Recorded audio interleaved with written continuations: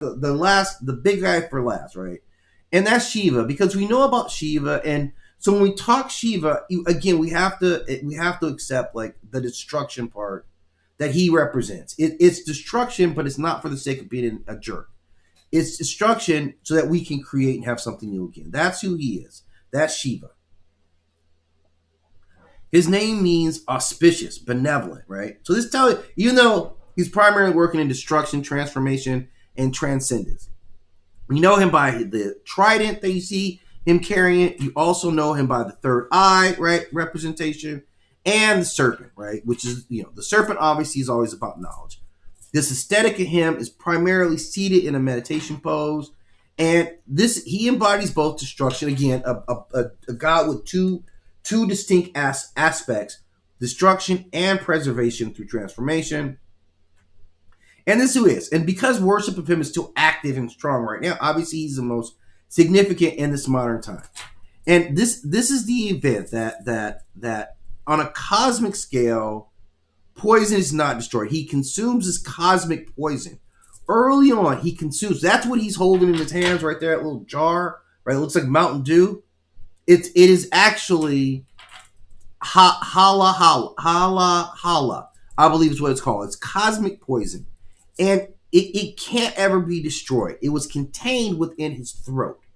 That's how he became a master of it, because he took it into his own form. So he represents the consumption of poison, literally in his body. So he is the absorber of this existential threat that could have wiped everybody off the set. He takes care of it. He is the regulator of destructive potential. He is an agent of transformation rather than elimination. Destruction is the framework for a necessary recalibration. All those things come together with him. And he's been like popping since the early times on the Indian subcontinent. He's been one of the go-to guys, one of the guys they can count on.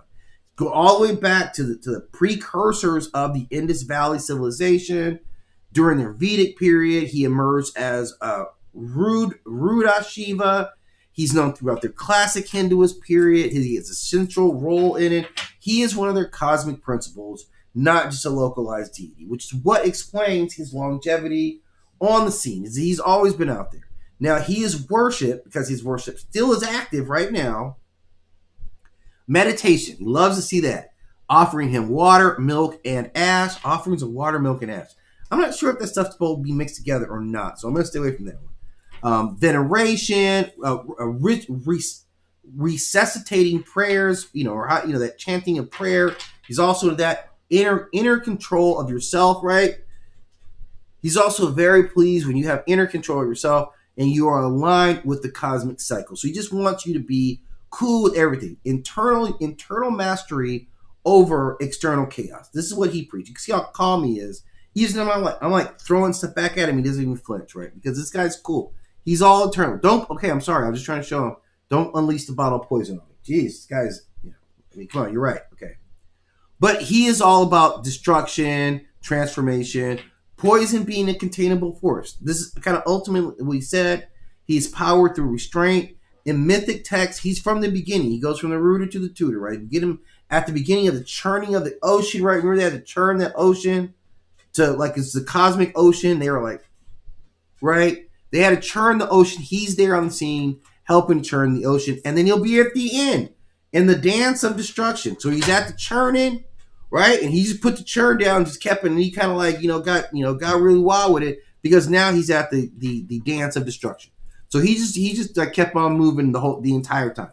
He exists at both extremes of the cycle, and that tells you how deeply ingrained this deity is. He is a cosmic constant. He accepts destruction as necessary. He values inner discipline. He sees reality as being a cyclical part that he is a major part of. So those are three deities here that I think, man, like I said, Shiva obviously is the one who is the most notable because of how long Shiva's been worshipped. Nergal is a very niche deity, but obviously extremely powerful that he fought his way in the underworld. Apollo is culturally famous, although he's not worshipped and not even making himself in any movies. But all these guys were, of great impact and kind of conveying the same ideology, and that being like the containment, the use, or the distribution of disease. the disease gods, or the poison gods is actually more accurate for these guys. So, okay, so that's going to wrap this Myth Lab up. Again, I got a free ebook for you guys. Go in the comment section. Check that out. And I'm going to be working on some more good content for you guys. Check out my Facebook page. I'll drop the link for that as well, because I'm putting a lot of content there as well, and kind of doing some other cool stuff that works with the comic book. Like, you get some previews from the comic book that it's easier to put there than it is here. So I'm going to drop, man, I'm going to drop my... because you can just follow me. You know how they're doing on the pages now. You can just follow people directly.